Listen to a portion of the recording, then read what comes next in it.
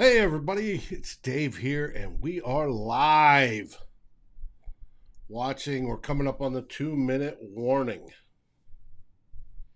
I want to make sure that we have gone live because we're running a few minutes late. I want to make sure everybody picked it up. Let's see. And I got 2 watching here. Outstanding. Oh, what a game tonight so far. Kellen Mond gets to run the 3-minute offense, and he just gets stripped. But I'm probably behind everybody else. Isn't that wonderful? Let's see how this goes, because it's not looking good. Vikings are trailing 20-13. And Davis is in there. It's interesting. And he gets sacked again. Wonderful. I'm going to switch screens real quick. Bring in Jonas. How you doing, buddy? Oh yeah, I'm fine. I've got enough sleep, so it's good. It's sleep? a bit unusual, but yeah, it's a bit unusual. Yeah, get to sleep when you're dead. Let's hit the rolling. Yeah. We're inside 2 minutes. Win or lose. Join us on Climbing the Pockets, the final score.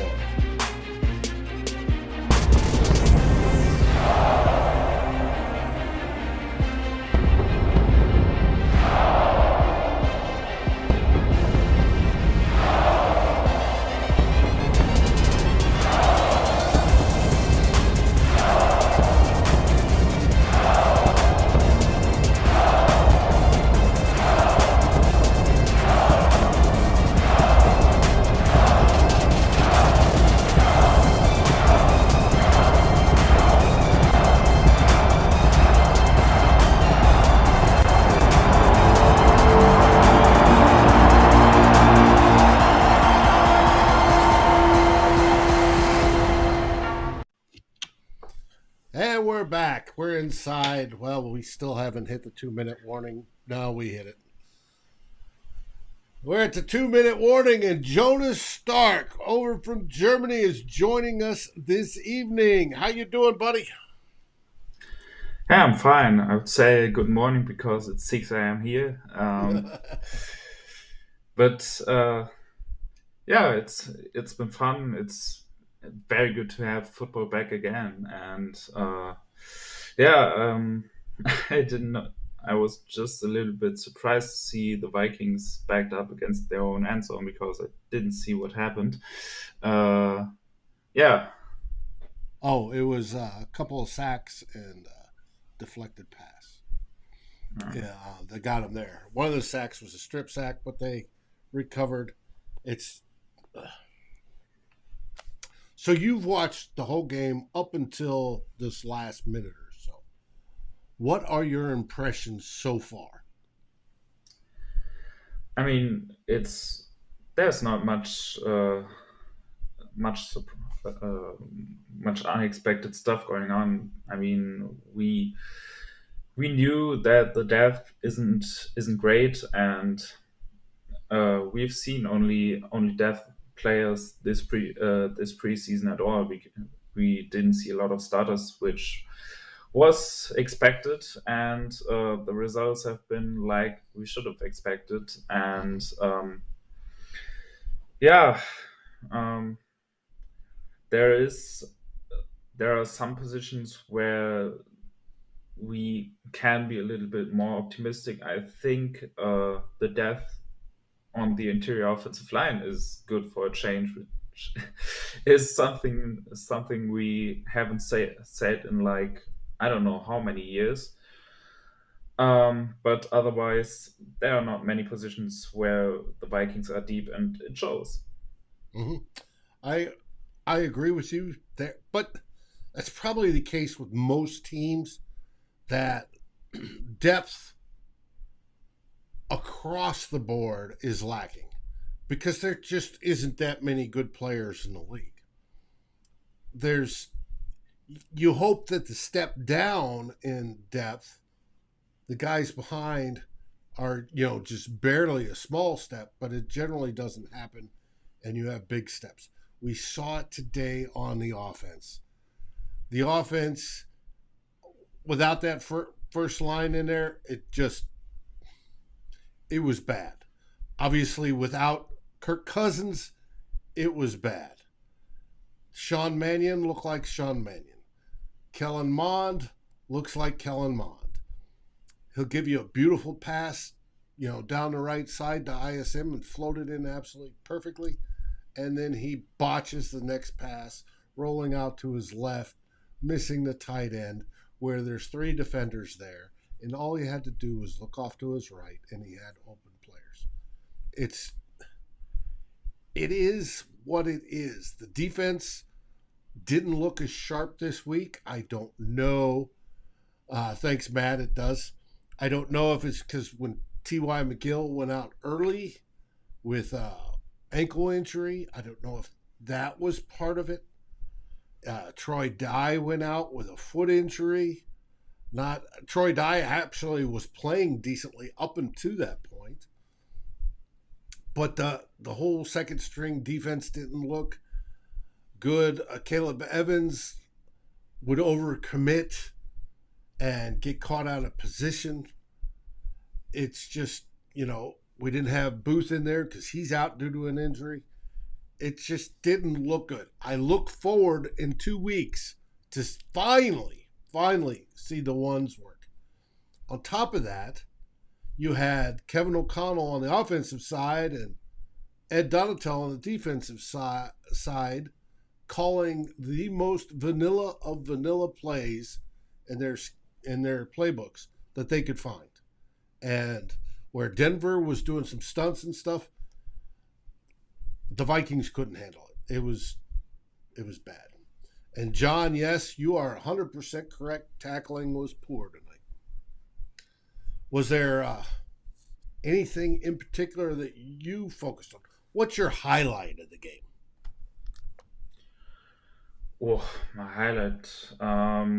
I think Ty Chandler is one of the bright spots this preseason that isn't particularly a hot take. I mean, preseason is normally when the backup running backs tend to look good, but Ty Chandler, I think, really made it almost impossible to cut him right now, and I'm I'm kind of interested to see what they are doing at that position because I'm not really willing to carry five running backs again because I don't think that's the way this offensive system works. But on the other hand, you probably won't be able to cut Wangu. You won't be able to cut Chandler. So you will have to carry four halfbacks or maybe trade Alexander Mattison, which I don't think will happen, especially because you won't get much in return. I think people are way too high on the returns they expect for Alex Mattison because even if a team out there views him as a starter, we have seen guys like Kenyon Drake being out there after being cut. You're not getting much in return for Right. running backs who aren't like the absolute top of the position. And I mean, Madison at best is a borderline starter. So what are they expecting? I think the most you can expect is maybe a sixth, probably a seventh round pick. You won't get more. And And that's if even there's a market because, yeah, by Tuesday, everybody and their brother's cutting players. And there's going to be a whole lot of available running backs. And the league has learned that, you can take somebody with a possible future put him in the right system, and he becomes productive. And so I think we're keeping 5 backs. I think we're keeping Cook, obviously. I think Madison will be number 2, then Wangmu and Chandler, because you're not going to give up Chandler. You're not, like you said, you're not going to give up Wangmu. And you keep Ham because they plan on using Ham. So that's 5 backs. You're looking at Chandler and Wangmu taking over next year in 2023 because Madison will be gone. He's at the end of his contract. And Cook is expendable. So there's possibly those 2 are going to be your 1-2 backs. And Chandler may win the number 1 back by then. Christopher Gates, Daily Norseman, proposed that hot take tonight that is indeed what will happen. I like the way Chandler runs. He moves well. He carries the ball well. He and Wangmu both are good kick returners. They're not getting cut, period. So Chandler did play well tonight. He's played well all preseason, and I agree with you on that highlight. Who's your low light player of tonight? Oh, there's a lot you can pick. I think early on it was Troy Dye again because he was out of position a lot. He missed tackles again.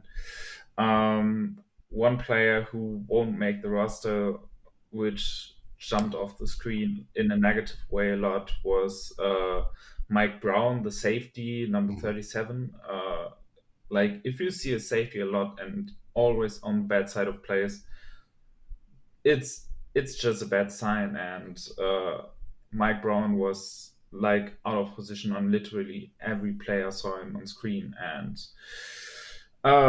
yeah, but he's not going to make the roster anyway. So yeah, there wasn't much. Again, it was pretty much what I expected going into this game. It was there weren't any surprises. I mean, if you would point out one negative thing, it was that nobody of the guys who had to step up, besides maybe Zach Davidson, did step up. I mean, all of them just played what we've seen before, and nobody really got his game like on a higher level, which he should have had, which they should have had to make the team. And yeah, the only guy who stood out a little bit was Zach Davidson out of that group who needed a big game.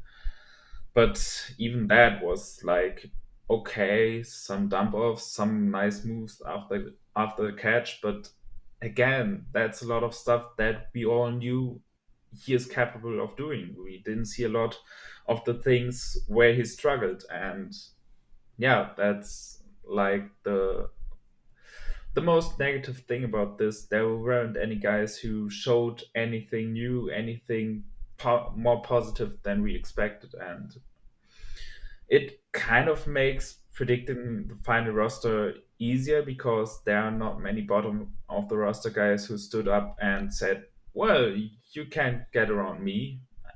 It's Right. just, yeah, the guys who played did play like we had to expect. I agree. Now, my highlight player of the game was Ryan. That's hard to say together. Ryan Wright, the punter, number 66.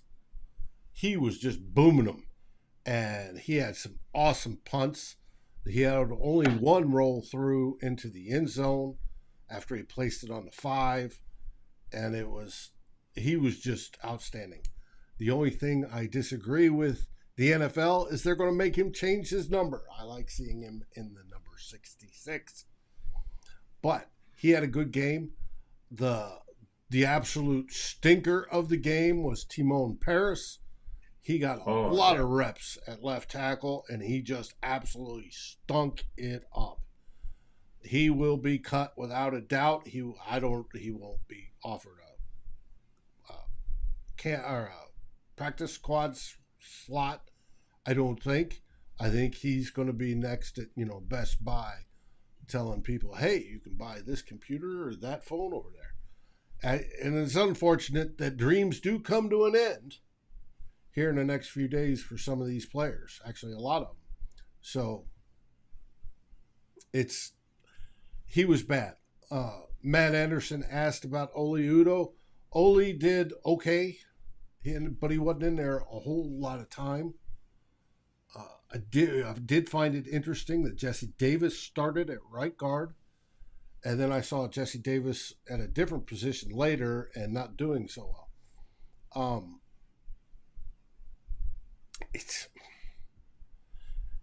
It is what it is. It's the preseason. So we now get to move 2 weeks into the future to face our arch rivals, the Green Bay Packers. Udo wasn't much better at right tackle either. Thank you, Brian. We'll see. Mike says Vikings loves his Vikings forever. We feel that, Mike. Hope Mullins can do the backup because the other two suck. Yes, Mannion was Mannion and Mond was Mond, and it's quite possible that both of them get cut. We'll find out. No sacks. No sacks what, Freddie? Mond got sacked quite a few times. No sacks by the Vikings defense? Yes. They look pathetic tonight. They couldn't tackle. Tackle was a hard thing for them tonight. You could count misses. And then angles were wrong. They're out of position. It didn't seem like there was a whole lot of drive on that defensive front. Could be T.Y. McGill was out, like I said, early on. But there was nothing there. And as Jonas said, that gets into the depth. Now, thankfully, when somebody gets hurt, that doesn't mean the whole number 2 squad comes in. It means just one person comes in. So it won't be that bad. Yes, Freddie, Greg Joseph was great. That 58-yarder was a thing of beauty. And that is a bright spot out of this training camp, is Greg Joseph. He's just been absolutely nailing it. I mean, as Vikings, this can't go wrong. The hype It's just about a the kicker tease. Wait till January. Yes. We know it has happened before, unfortunately. For those that don't know, the game has ended. The Vikings lost 23-13. So Kevin O'Connell in his first campaign preseason goes 0-3. Not that it means much because he didn't start any of the starters, except for more than a handful of plays. And that was generally in the first game. Scott, did Vikings learn anything not really? Defense sucks and the backup quarterbacks aren't worth anything either. Yes. Joseph will be good. I thought ISM looked good. ISM did look good, and I liked him tonight on the punt returns. I wanted to see Naylor doing some punt returns, but it was all ISM, and he did a decent job tonight. Brian Mon to the practice squad. I don't know if he's going to get there, Brian, if we release him, if we waive him. But to be honest, I'm willing to take that risk. I'm absolutely willing to take the risk because I don't want to use a third roster spot for a quarterback of any of those two because none of them has showed to me that they belong on this roster and they need those roster spots for their wide receivers. They probably need them for the offensive line because I think they're gonna carry 10 because the interior offensive line is so deep this time. Again, it's an unusual thing to say for the Vikings, but if you assume that Ed Ingram is going to start, and since he didn't play today, I'm pretty sure that he's going to start. Then you have two veterans at guard behind them with Chris Reed and Jesse Davis, and although Reed played some center today, I think they gonna keep Schlotman to have a halfway decent backup at center, which again, it's he's not a good player. He's not a good starter, but he's okay as a backup. I don't think there are many teams who have that much quality depth in the interior offensive line around the league because it's generally a position where there isn't much depth, Right. and you're gonna have to keep those spots open for these guys. So carrying a third quarterback is probably not a good idea with this roster. And I already had like 26 offensive players in my 53-man roster prediction without carrying three quarterbacks, and yeah, I just don't see a third spot there, and because of that, I if Mont gets picked up, he gets picked up in waivers. I'm not gonna pretend I'm like that disappointed if that happens because I just don't think that there's much more in him than an average backup, which is okay. That's an okay outcome for a third round That's, quarterback I because think, his highest possible ceiling. yeah, and like that would be an okay outcome because I think people's expectations for day two quarterbacks are getting a bit too high. Most of them end up as backups, and if Mont can at least grow into being uh, a halfway decent backup, that's good for him. He's not going to be a starter.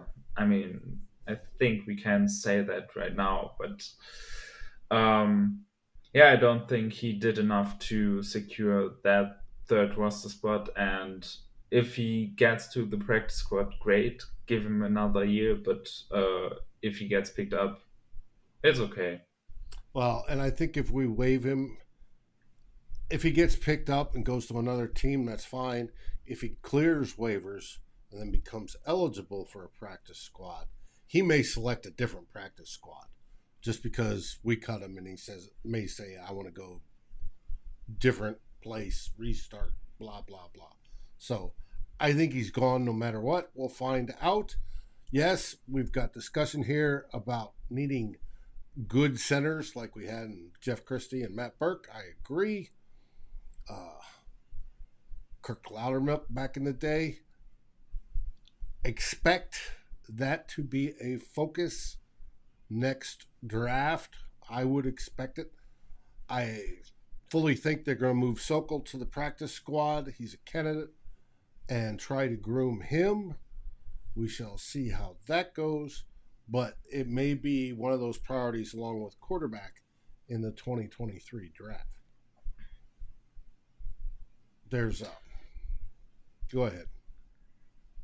Yeah, I don't think we see a move at center before the season. If Bradbury again plays bad, we might see a move on the deadline.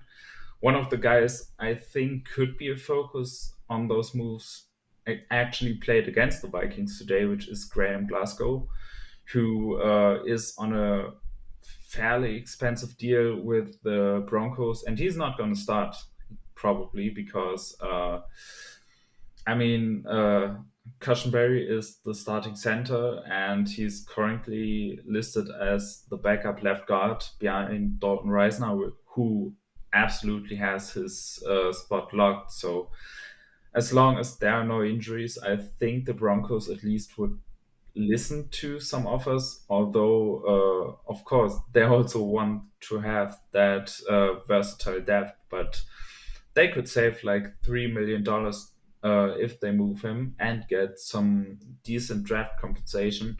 So they would at least listen, and for the Vikings, they wouldn't have to take on most of his salary this year. It would again be like 3 million, I think, and maybe even less.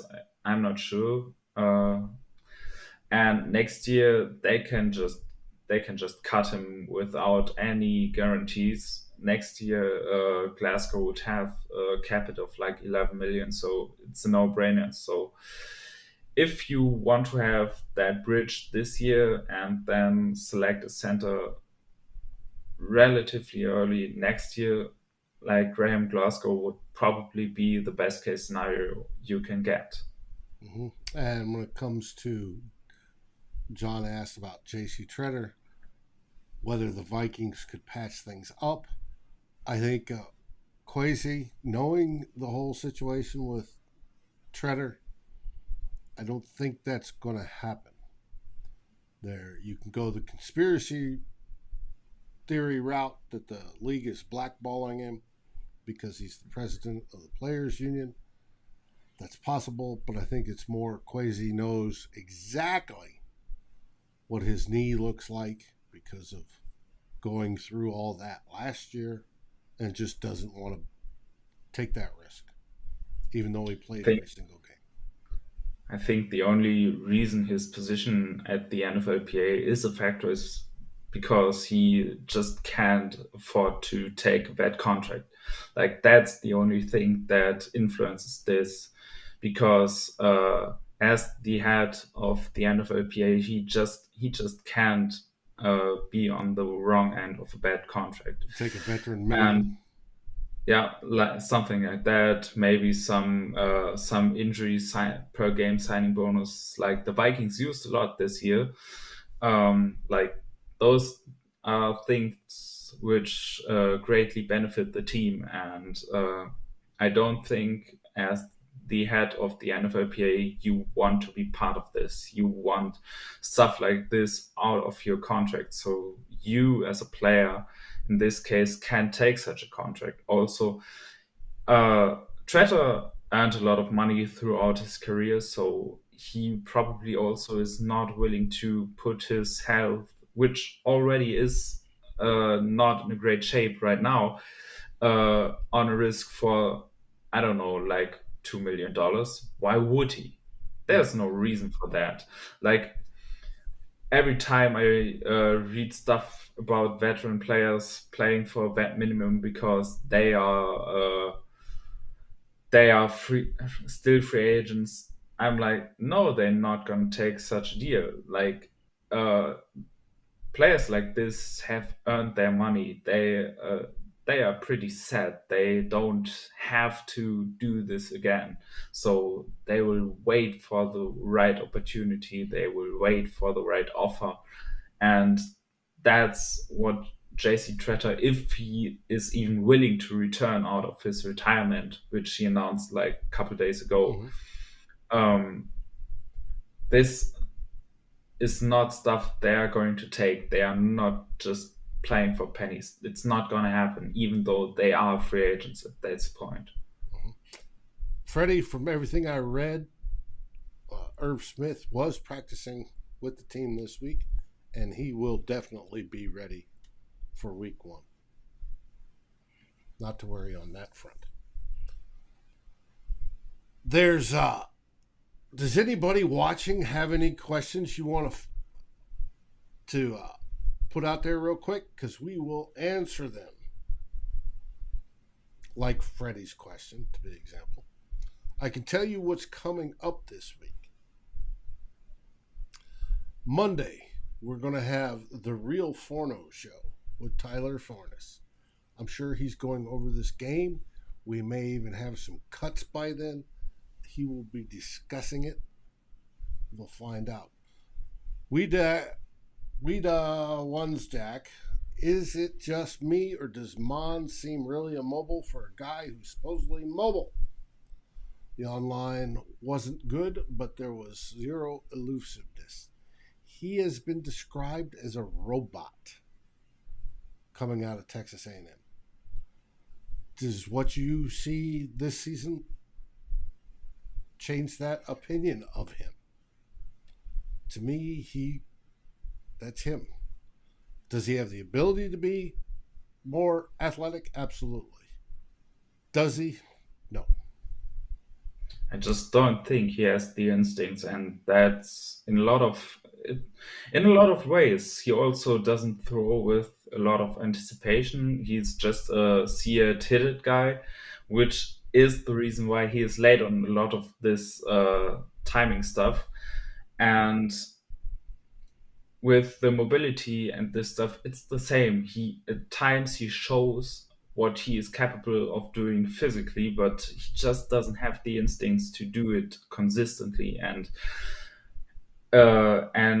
take the right decisions and in every situation. And he's just making the wrong call a lot of times when he is forced to improvise.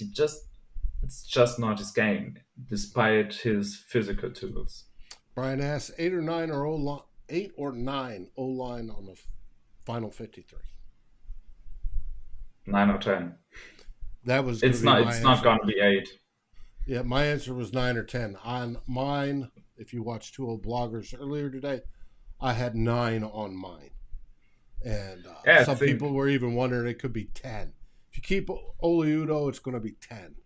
But yeah, I think it's one of those tackles who are in danger because you still have J.C. Davis, who has experience at tackle, playing tackle. But but on the interior, you're gonna have to keep Chris Reed. You will keep J.C. Davis, and I'm pretty certain they're gonna keep Schwartman. So you have 3 interior backups, and I think you can go with only one backup tackle because again, you have Jesse Davis, you have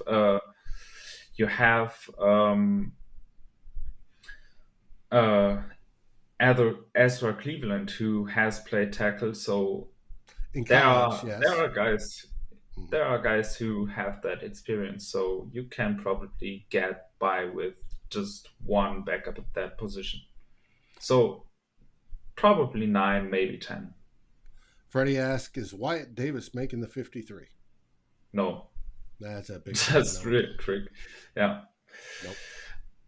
There's some players, Freddie, that look great in college and then just don't get it in the NFL.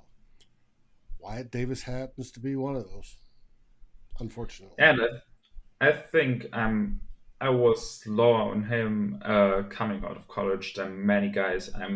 I had him. I'm not sure where I had him on my big board, but he wasn't in my top 5 interior guys, and I didn't factor in injuries. So the fact that he got hurt at the end of the season wasn't part of my evaluation. So I was a bit scared about his ankle. I did see him lose a bit more often in pass protection than I wanted. And a lot of this didn't result in pressures because either another guy got through earlier because Myers, the guy who played next to him and is now center of the Packers, also didn't look very good in pass protection in college.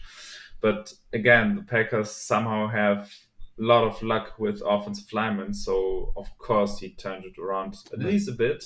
He's still struggling a bit with this, but not as bad as Wyatt Davis was struggling. But there were some concerns with Wyatt Davis. I think one of my main concerns was that he's kind of a taller guard without the ideal length you would want if he is taller, and he struggled to stay low at times, which compromised his ankle. And we are seeing stuff like this again popping up on his NFL tape. And there were also reports that he wasn't in great shape. Of course, he was injured, but there are 2 coaching staffs who now passed on him despite being a relatively high draft pick, and he's like the bottom guy on the depth chart right now. I mean, who is below him? Yeah, on the guard position. I'd have to look, but I don't think there is anybody. John asks, why is Chris Boyd still on the roster and any hope he can be cut? John Chris has actually played well, and he's probably going to be your 5th corner. He's played, I Yeah, shouldn't say well, he's played better than the rest of the corners below him. yeah, he's I think the sixth corner who is coming in. He is below, of course, Peterson, Dantzler, Booth, Caleb Evans. Then you have Sullivan in the slot, and then Chris Boyd might get the sixth spot because he is a very good special teamer. And if you're Mhm. like the sixth guy in your position, that last spot is going to the guy who's best on special teams, and that's Chris Boyd right now. Mhm. So I do kind of expect him on the roster. Maybe he's the odd man out if they want to roster a second pure slot guy. So there might be a little bit of question, but Nobody stepped as up at the Nick, slot. yeah, They're going to as move one of the Nickerson and safeties down if they need it. yeah, as Nickerson and Hairston both had pretty bad camps, pretty bad preseasons. I don't think they're gonna make it, so they're gonna run with the special team, and that's Boyd.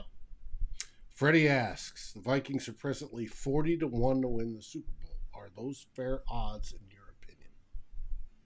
Oh, I'm not big into betting, so I'm gonna have to Defer. yeah. Freddie, I would think so. They're probably you're looking at Vegas views the team as a 9-win, 9-ish. Depends on the book, anywhere from 8.5 to 9.5 wins. That puts you right on the edge of the playoffs.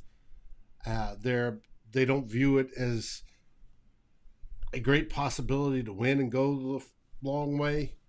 Um, so that sounds about right. Now, if you take that bet, if you have the confidence, and we have one of those absolutely glorious seasons, the first one in Vikings history, you'll make a mint.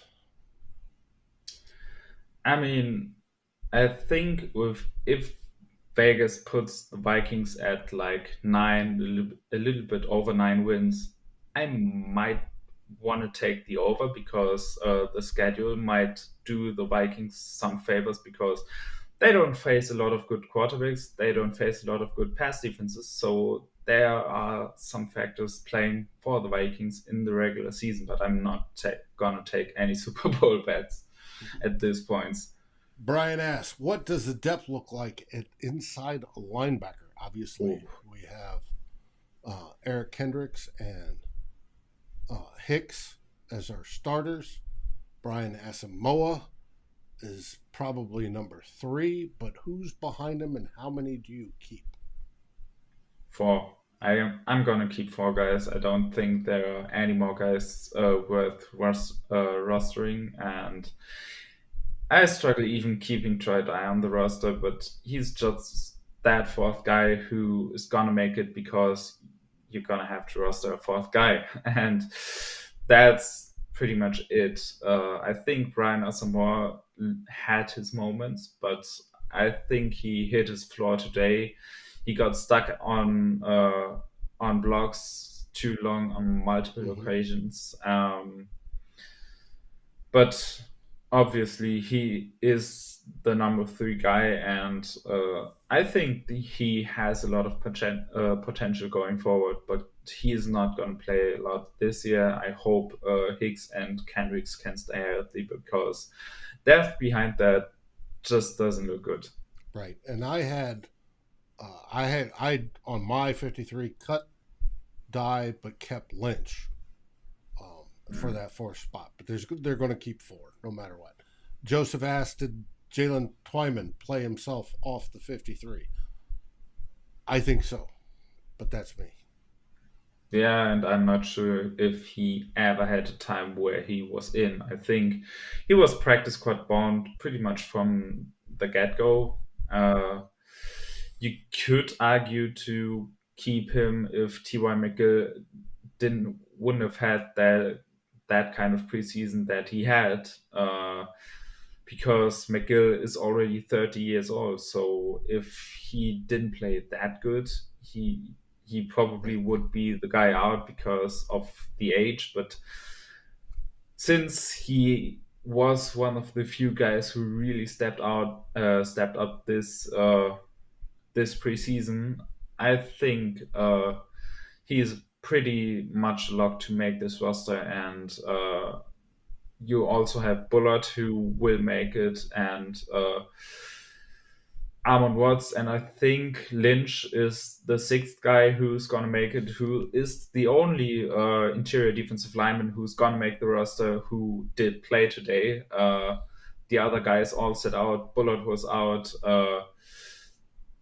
Watts was out, so it's not surprising that the interior defensive line looked bad, especially since T.Y. McGill went out early. So you just basically Right. had a collection of guys who are not gonna make this roster. Yep. Hello, Ted and T. Kubler. I start this as the remark of the day. I like Ryan Wright as Punt Odin too. That is a brilliant nickname. Let's make this work. Well, that's all the questions as of now. Ted, yeah, Troy, died you. I got you.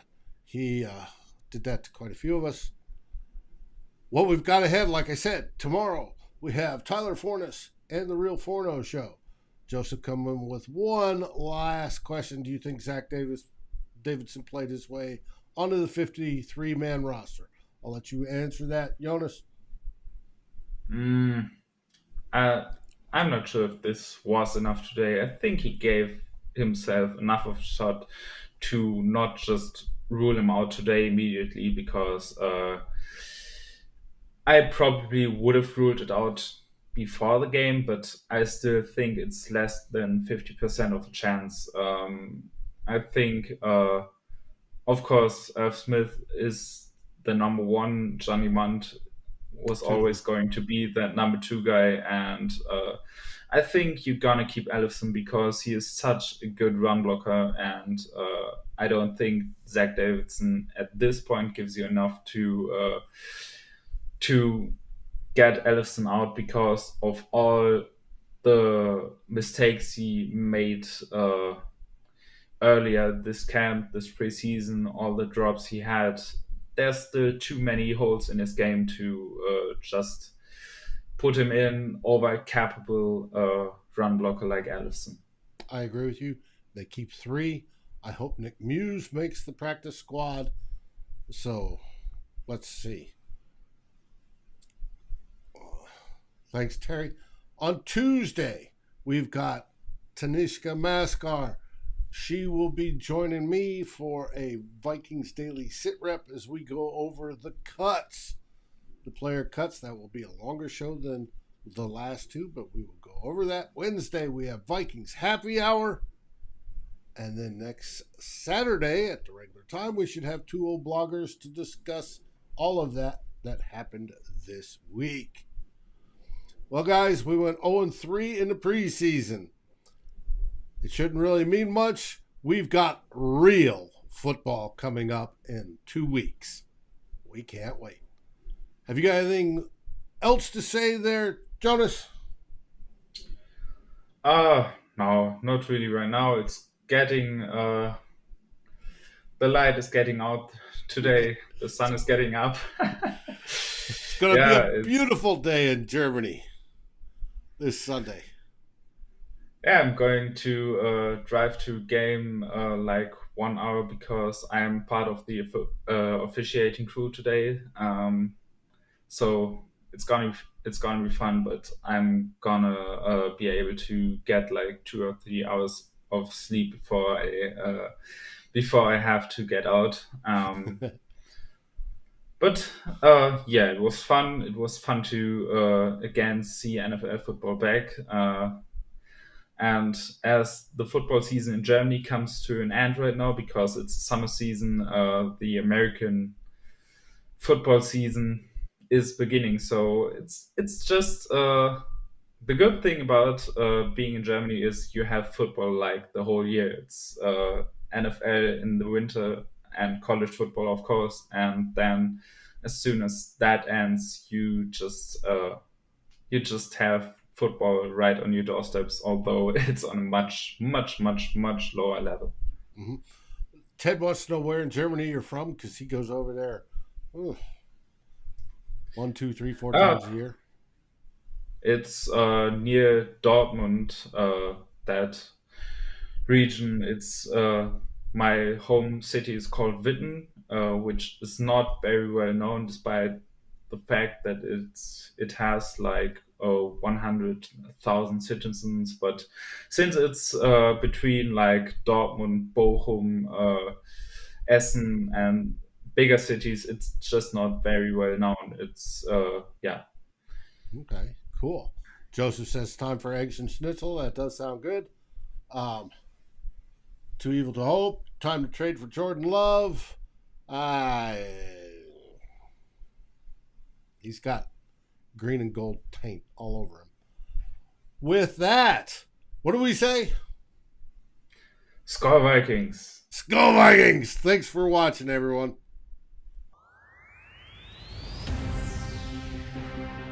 Thanks for watching. Like, subscribe, and ring the bell, and rate us on your favorite aggregator. And a special shout out goes to our partners, the Daily Norseman, where the best Vikings content can be found, and to Lake Monster Brewing, home of the best beer in Minnesota.